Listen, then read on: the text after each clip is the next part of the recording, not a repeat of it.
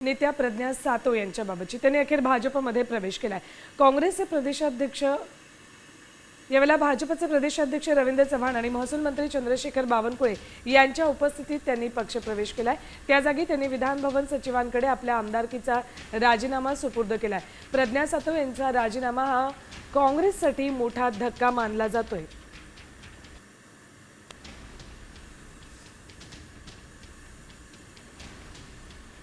प्रज्ञा सातव या कालच भाजपमध्ये प्रवेश करणार होत्या, मात्र काही कारणास्तव कालचा प्रवेश आज झालेला आहे। त्यांनी आमदारकीचा राजीनामा दिला, त्यानंतर भाजपमध्ये प्रवेश केलाय।